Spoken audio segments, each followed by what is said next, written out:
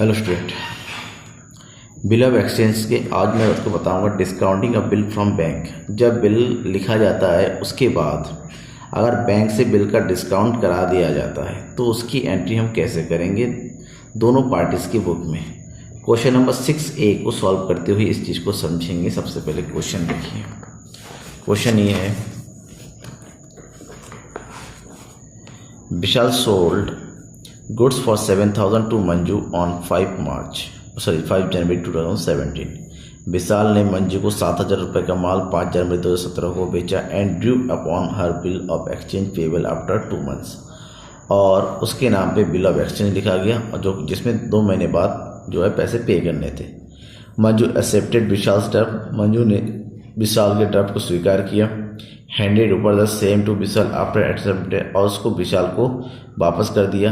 Vishal immediately discounted the bill with his bank 12% per annum, और विशाल ने उस bill को तुरंत ही बैंक में जाके उसका डिस्काउंटेड करा लिया और discount amounted 12% per annum.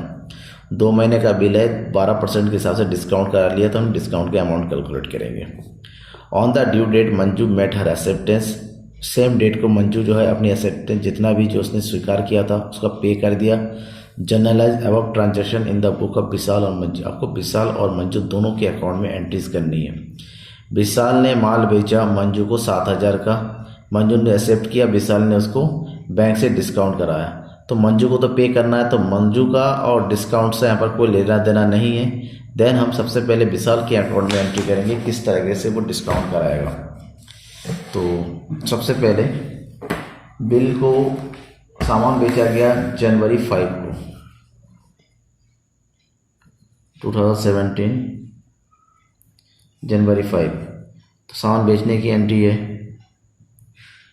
Manju account debit 7,000 rupees का to sales account 7,000 rupees. Narration good sold to Manju हो गया। अब नेक्स्ट सेम डेट को जनवरी, मंजू के द्वारा बिल को एक्सेप्ट करने की एंट्री, यानी कि बिल रिसीवेबल अकाउंट डेबिट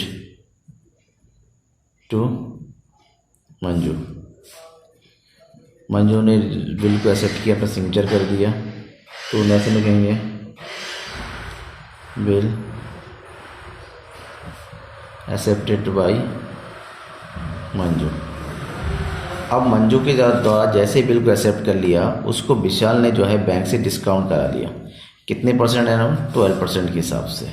तो टोटल बिल का अमाउंट है 7,000, उसका 12% के हिसाब से डिस्काउंट करा लिया और 2 महीने का बिल है तो 2/1, तो ऐसे कैलकुलेट किया, 0 से 0 कर गया, 2 से 12, 7 2 से 40, यानी कि 140 रुपीज़ का डिस्काउंट किया। तो उसको अमाउंट कितना मिला कैश? उसको अमाउंट मिला 6,860 रुपीज़। तो जितना उसको अमाउंट मिला और किस डेट को उसने डिस्काउंट कराया? सेम डेट को जनवरी 5। तो यहाँ पर पैसा मिल गया, यानी कि कैश अकाउंट डेबिट 6,860 रुपीज़ और डिस्काउंट का अमाउंट डाल देंगे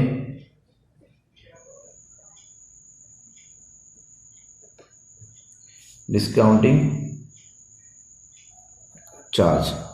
बैंक ने जो डिस्काउंटिंग चार्ज वसूल किया कितना रुपये कैलकुलेट किया? 140 rupees to bill receivable account, total 7,000। ऐसे लिखेंगे bank discounted the bill for 2 months at the rate 12% per annum। ठीक है, ये होगी बिल डिस्काउंट कंट्री की एंट्री। अब हम दूसरे पार्टी में आते हैं Manju.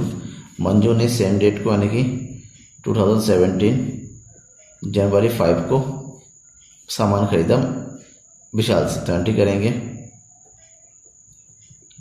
Purchase account debit 7,000 to Vishal account. ऐसे लिखेंगे गुड बाउट बाय मंजू। ठीक है, सॉरी यहाँ पर लिखा जाएगा फ्रॉम विशाल। अब उसी डेट को बिल को उसने एक्सेप्ट किया जनवरी 5 को, तो बिल एक्सेप्ट करने के अंदर किसने विशाल एक्सेप्ट किया, विशाल के का बिल है, तो Vishal account debit to bills payable account 7,000 rupees. कैसे लिखेंगे, bill withdrawn by Vishal, Vishal के द्वारा बिल लिखा गया एंड एक्सेप्ट, उसको एक्सेप्ट कर लिया गया मंजू के द्वारा। ठीक है, अब उसकी थर्ड एंट्री पेमेंट करने की।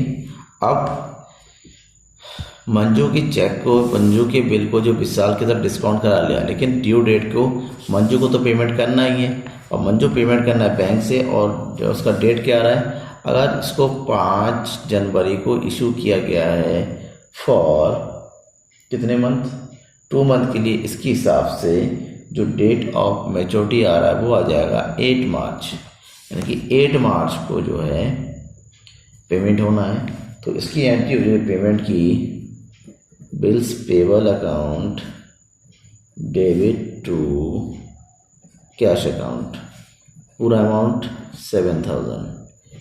ठीक है, तो नरेशन लिखेंगे विल ऑनर्ड ऑन मैच्योरिटी, से मैच्योरिटी डेट को बिल का पूरा ऑनर्ड हो गया, पूरा बिल जमा कर दिया गया।